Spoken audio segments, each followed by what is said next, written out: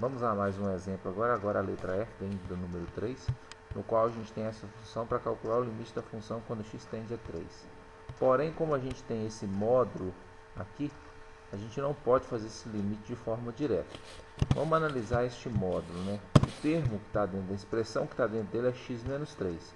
Vamos igualar ela a zero. Então a gente sempre vai pegar o que está dentro do módulo, igualar a zero para ver quais são os números ou qual é o número no qual o sinal da função vai mudar. Nesse caso, a gente encontra o x igual a 3. Isso quer dizer, existe uma mudança de sinal a partir do 3. Ó, se x é menor do que 3, o que acontece com esse que está dentro do módulo? Pega um número menor do que 3 só para testar. Vamos jogar lá dentro 2. 2 menos 3 é menos 1. Então quer dizer, se x é menor do que 3, por que eu estou fazendo a análise a partir do 3? Porque aqui deu 3, ó. Então se o x é menor do que 3, isso que está aqui dentro do módulo vai ser negativo. Se o x for 3, 3 menos 3 dá 0, isso que está aqui dentro do módulo vai ser igual a 0.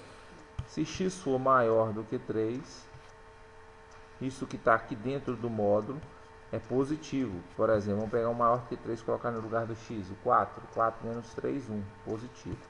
Então isso aqui, na verdade, vai nos dar a condição de reescrever a nossa função. Então, por que eu estou fazendo a análise com 3? Porque aqui deu 3, ó. Porque o 3 é um número que zera dentro do módulo. Então, a nossa função que estava escrita dessa maneira vai ficar agora assim, ó. Para x maior do que 3, a gente viu aqui, ó, se x é maior do que 3, o que está dentro do módulo é positivo.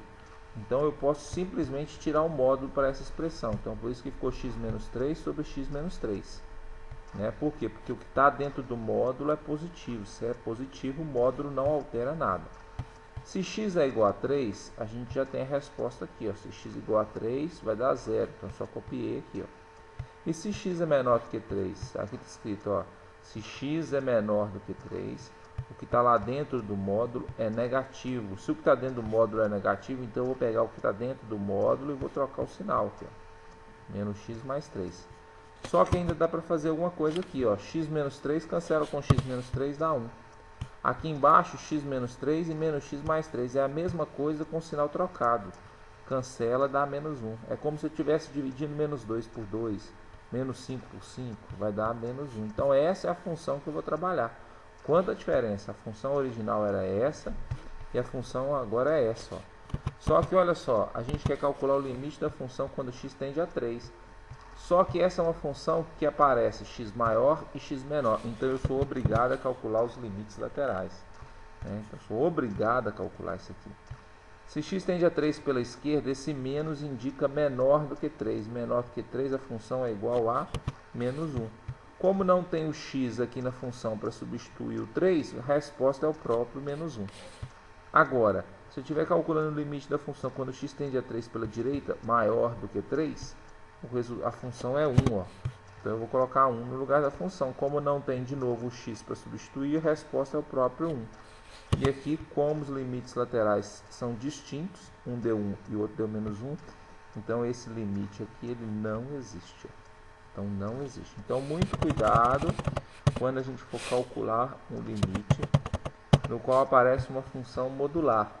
Por quê? Porque esse número que zera aqui dentro, no caso aqui o 3, ele vai ser parâmetro para esse tipo de análise, de tal forma que a gente possa reescrever a nossa função.